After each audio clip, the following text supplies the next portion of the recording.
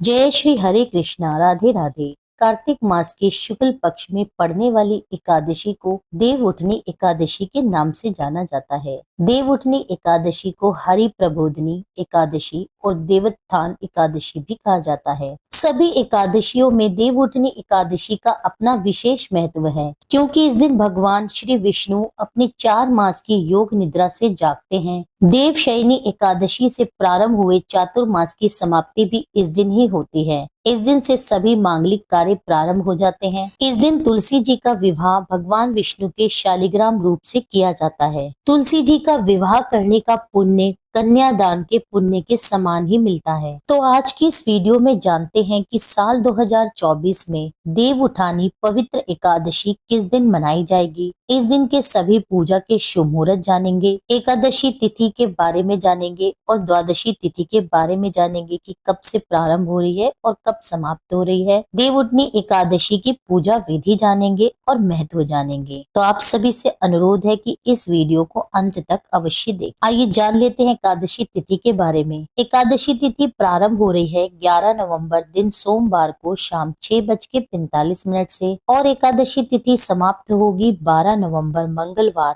शाम 4:06 तक। तो उदया तिथि के अनुसार साल 2024 में देव उठनी एकादशी या हरि प्रबोधनी एकादशी 12 नवंबर दिन मंगलवार को ही मनाई जाएगी। केवल एक दिन 12 नवंबर दिन मंगलवार को ही सब गृहस्थ और वैष्णव जन व्रत रखेंगे और इसी दिन तुलसी जी का विवाह भी शालिग्राम जी से होगा। आइए जानते हैं द्वादशी तिथि के बारे में। द्वादशी तिथि प्रारंभ हो रही है 12 नवंबर दिन मंगलवार को शाम 4:07 से और द्वादशी तिथि समाप्त होगी 13 नवंबर बुधवार दोपहर 1:02 तक। आइए 12 नवंबर दिन मंगलवार के सभी शुभ मुहूर्त जान लेते हैं। इस दिन ब्रह्म मुहूर्त रहेगा सुबह 5:05 से 5:55 तक। अभिजीत मुहूर्त रहेगा सुबह 11:49 से दोपहर 12:32 तक। पूजा का शुभ मुहूर्त रहेगा सुबह 5:22 से 6:42 तक। राहुकाल समय रहेगा दोपहर 3 बजे से शाम 4:30 बजे तक। अब जान लीजिए हरिवासर का समय, क्योंकि हरिवासर के समय में एकादशी व्रत का पारण नहीं किया जाता। तो हरिवासर का समय 12 नवंबर दिन मंगलवार को रात 9:35 तक रहेगा।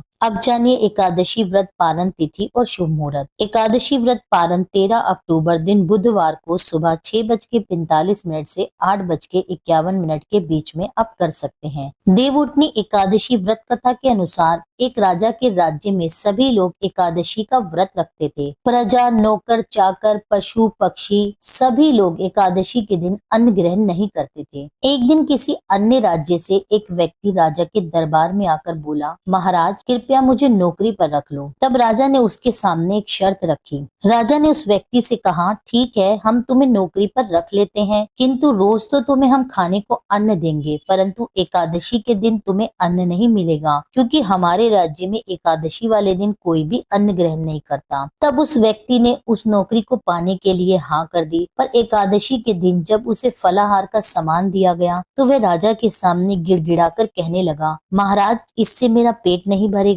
मैं तो भूखा मर जाऊंगा, मुझे कृपया खाने के लिए अन्न दे दीजिए। राजा ने उसे शर्त याद दिलाई, परंतु फिर भी वह व्यक्ति अन्न छोड़ने के लिए तैयार नहीं हुआ। तब राजा ने उसे भोजन बनाने के लिए आटा, दाल, चावल आदि दे दिए। अब वह व्यक्ति अपने नित्य प्रतिदिन की तरह नदी पर पहुंचा और स्नान करके भोजन पकाने लगा। जब भोजन पक गया तो नित्य प्रतिदिन की तरह भगवान का स्मरण करके बोला, आओ भगवान, भोजन तैयार है। उसके प्रेम पूर्वक बुलाने पर पीताम्बर धारण किए शंख, चक्र, गदा, पद्मधारी भगवान चतुर्भुज रूप में उसके सामने प्रकट हुए और प्रेम से उसके साथ भोजन करने लगे। प्रेम पूर्वक भोजन आदि करके भगवान विष्णु वहां से अंतर ध्यान हो गए और वह भी अपने काम को चल दिया। अब 15 दिन के बाद अगली एकादशी आई तो राजा से फिर वह कहने लगा, महाराज मुझे दुगना सामान दीजिए, उस दिन मैं भूखा ही रह गया। राजा ने कारण पूछा तो उसने बता दिया कि हमारे साथ भगवान भी भोजन करते हैं, इसलिए हम दोनों के लिए यह सामग्री पूरी नहीं पड़ती। उसकी बात सुनकर राजा बहुत आश्चर्य में पड़ गया।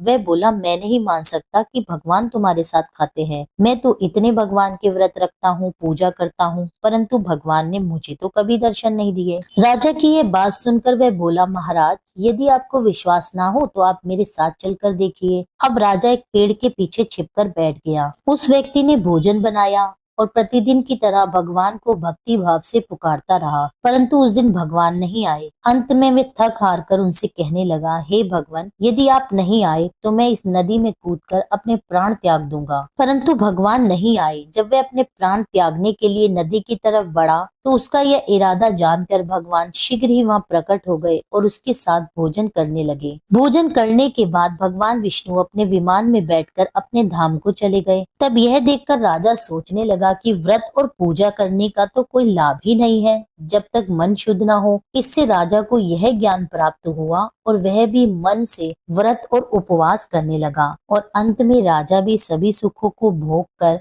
वैकुंठ लोक को प्राप्त हुआ। इस कथा से यही शिक्षा मिलती है, इस कथा का यही सार है कि मनुष्य को अपने मन से शुद्ध होकर ही भगवान की भक्ति करनी चाहिए। शुद्ध मन वाले भक्तों के हृदय में भगवान विष्णु सदैव निवास करते हैं। बोलिए भगवान विष्णु की जय। यह थी आज की जानकारी। उम्मीद करती हूँ यह वीडियो आपको अच्छी लगी होगी। वीडियो पसंद आई हो तो वीडियो को लाइक करके कमेंट में भगवान विष्णु की जय अवश्य लिखें। मेरी वीडियो में अंत तक बने रहने के लिए आप सभी का बहुत बहुत धन्यवाद। अंत में यही कहना चाहूंगी कि अभी तक अगर आपने मेरे चैनल को सब्सक्राइब ना किया हो तो कृपया आप चैनल को सब्सक्राइब अवश्य कर लीजिए। मिलती हूँ आपसे एक अगली वीडियो में। जब तक के लिए जय श्री राधे।